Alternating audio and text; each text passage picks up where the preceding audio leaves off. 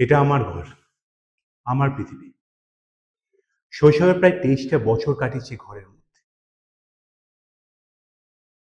মা সরকারি অফিসে ক্লার্কের কাজ করতেন। প্রত্যেকদিন সকালবেলা 9:30টার ট্রেন ধরে কলকাতা যেতেন কাজের উদ্দেশ্যে। থাকতাম আমি আর ঠাকুমা। ওই জানলাটা এখন আর খোলা যায় না, কারণ ওই জানলার ঠিক ওপারেই একটা মাল্টি স্টোরেজ বিল্ডিং দাঁড়িয়ে গেছে। মনে পড়ে মনে পড়ে ছোটবেলায় শৈশবে কতই না সময় কাটিয়েছি ওই জানলাটার সামনে। সাধারণ মানুষের চলাফেরা, হকারে হাঁক ডাক, কতই না ভালো লাগতো দেখতে।